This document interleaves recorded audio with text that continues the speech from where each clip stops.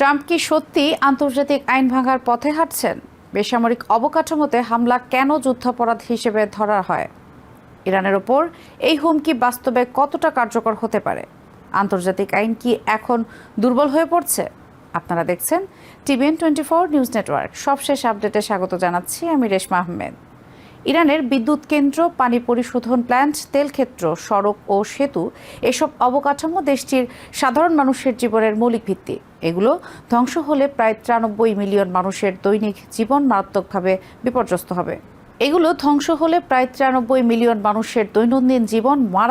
বিপর্যস্ত হবে।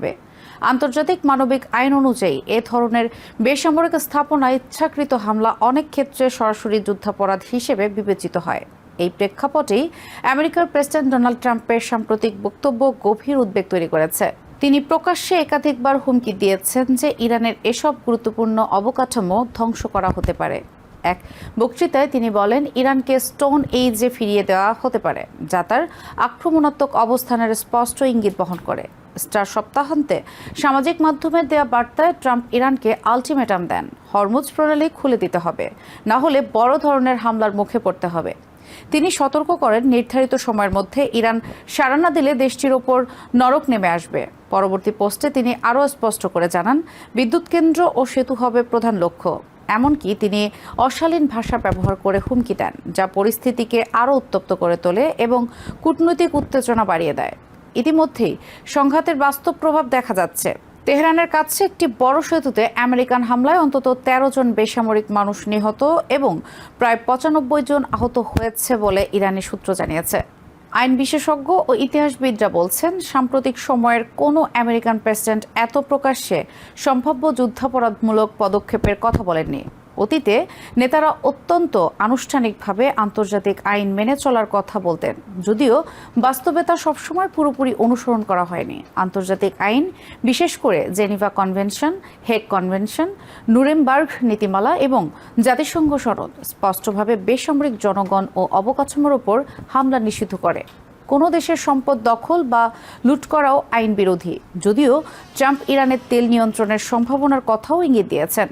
বিশ্লেষকদের মতে, এই ধরনের ভাষা ও অবস্থান শুধু ইরান জনগণের মধ্যে ক্ষোভ বাড়াবে না, বরং আন্তর্জাতিক পর্যায়ে আমেরিকার গ্রহণযোগ্যতাও ক্ষতিগ্রস্ত করতে পারে।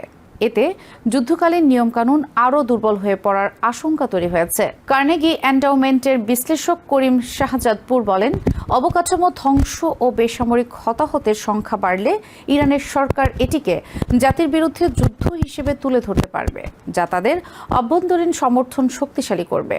ট্রাম্প নিজেও আন্তর্জাতিক আইনের প্রতি তার অবস্থান স্পষ্ট করেছেন। এক সাক্ষাৎকারে তিনি বলেন, তার আন্তর্জাতিক আইনের প্রয়োজন নেই এবং তার ক্ষমতার একমাত্র সীমা তার নিজস্ব নৈতিকতা। এই মনোভাবের প্রতিফলন দেখা যাচ্ছে প্রশাসনের অন্যান্য স্তরেও। ডিফেন্স সেক্রেটারি পিট হেগসেথ আক্রমণের সক্ষমতা বাড়ানোর ওপর জোর দিয়েছেন। তার বক্তব্য এবং নীতিগত অবস্থান আন্তর্জাতিক আইন মেনে চলা নিয়ে নতুন প্রশ্ন তুলেছে। গত সপ্তাহে প্রায় 100 জন আইন বিশেষজ্ঞ এক খোলা চিঠিতে সতর্ক করে বলেন, আমেরিকার বর্তমান সামরিক কৌশল এবং বক্তব্য আন্তর্জাতিক মানবিক আইন লঙ্ঘনের ঝুঁকি তৈরি করছে। তারা উল্লেখ করেন, ইরানের বিরুদ্ধে এই যুদ্ধ নিজেই জাতিসংঘ সনদের পরিপন্থী হতে পারে, কারণ এটি আত্মরক্ষার জরুরি পরিস্থিতি হিসেবে প্রমাণিত হয়নি এবং কংগ্রেসের অনুমোদনও নেওয়া হয়নি। যুদ্ধের মানবিক মূল্য ইতিমধ্যেই ভয়াবহ হয়ে উঠছে। বিভিন্ন হামলায় শত শত বেসামরিক মানুষ নিহত হয়েছে, যার মধ্যে প্রায় 200 স্কুল শিশু রয়েছে। একটি ঘটনায় ইরানের ভেতর থেকেও উদ্বেগের সুর শোনা যাচ্ছে। তেহরানের এক প্রযুক্তি উদ্যোক্তা বলেন, এখন হামলা সরাসরি বেসামরিক স্থাপনাগুলোতে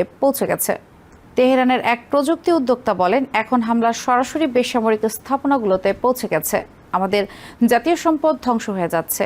অন্যদিকে ইসরায়েলেও ইরানে বিভিন্ন স্থানে হামলা চালিয়ে যাচ্ছে, যদিও তারা দাবি করেছে এসব স্থাপনা সামরিক কাজে ব্যবহৃত। পাল্টা হিসেবে ইরানও ইসরায়েল ও উপসাগরীয় দেশগুলোর বিভিন্ন স্থাপনায় হামলা চালিয়েছে। বিশ্লেষকদের মতে, পরিস্থিতি এখন এমন এক পর্যায়ে পৌঁছেছে যেখানে উভয় পক্ষই নিজেদের অবস্থান আরও কঠোর করছে। এতে সংঘাত আরও বিস্তৃত হওয়ার ঝুঁকি বাড়ছে এবং কূটনৈতিক সমাধানের সম্ভাবনা ক্রমশ ক্ষীণ হয়ে আসছে।